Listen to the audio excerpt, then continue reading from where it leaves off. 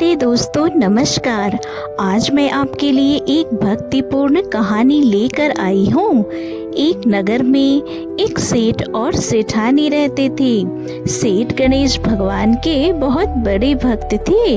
उन्हें विश्वास था कि जो कुछ भी उनको मिला है वह सब गणेश जी की कृपा से ही मिला है। उन्होंने अपने घर के मंदिर में गणेश जी की मूर्ति की स्थापना की थी।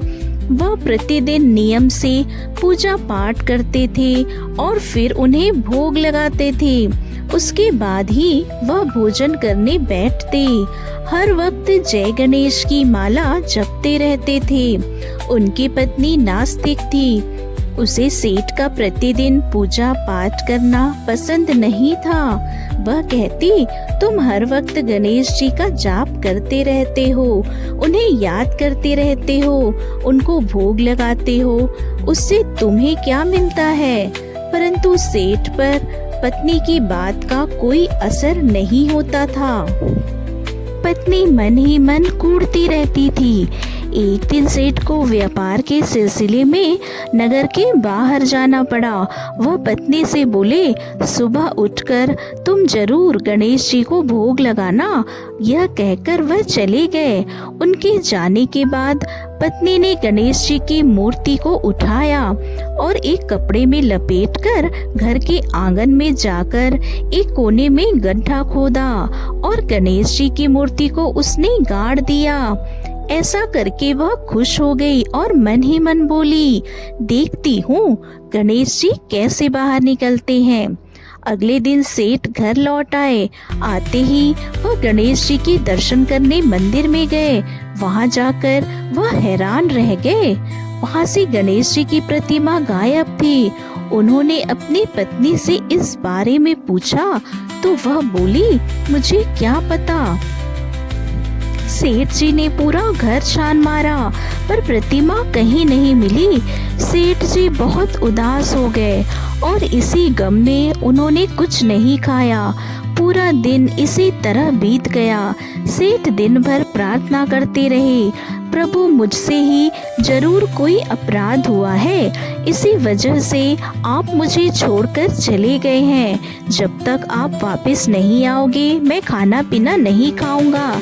यही सोचते हुए सेठ भूखे प्यासे ही सो गए। सेठ की श्रद्धा और भक्ति देखकर भगवान गणेश ने उन्हें स्वप्न दिखाया। सेठ ने स्वप्न में देखा कि गणेश जी को वो लड्डू का भोग लगा रहे हैं। तभी वहाँ गणेश जी का वाहन चूहा आया। सेठ ने चूहे को भी लड्डू खिलाया। लड्डू लेकर चूहा घर से बाहर आंगन में गया और आंगन के कोने में एक गड्ढा खोदा। गड्ढा खोदकर लड्डुओं को उसमें छिपा दिया। ऐसा विचित्र स्वप्न देखकर सेठ जी की नींद खुल गई। वो उठकर आंगन के उसी कोने में गए जहां उन्होंने चूहे को लड्डू छिपाते देखा था। वो समझ गए कि जरूर यहाँ कुछ छिपा है, वरना उन्होंने ऐसा स्वप्न नहीं देखा होता। उन्होंने उस जगह को खोदना शुरू किया। थोड़ी सी मिट्टी हटाते ही उन्हें कपड़े में लिपटी गणेश जी की मूर्ति दिखाई पड़ी। मूर्ति मिलते ही सेठ जी खुशी से झूम उठे। उन्होंने प्रतिमा निकाली और उसे दूध से नहला धुलाकर फिर से मंदिर में स्थापित कर दिया। उन्होंने बड़ी श्रद्धा से पूजा पाठ संपन्न किया। फिर पत्नी के पास गए और सारी बात बता दी। यह सुनकर पत्नी भी आश्चर्य में पड़ गई। वह दौड़कर मंदिर गई और गणेश जी से क्षमा मांगने लगी। पत्नी ने सेठ को अपनी सारी करतूत बताई और माफी मांगी। गणेश जी का चमत्कार देखकर सेठानी भी हैरान रह गई थी। वह सेठ से बोली, हम दोनों मिलकर गणेश जी को नित्य भोग लगाएंगे, आराधना करेंगे।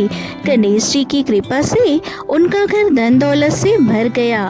दोस्तों, गणेश जी हमेशा अपने भक्तों पर कृपा करते हैं। आशा करती हूँ आपको यह कहानी अच्छी लगी होगी। ऐसी ही और कहानियाँ सुनने के लिए वीडियो को लाइक करें, शेयर करें, चैनल को सब्सक्राइब करना ना भूलें। धन्यवाद।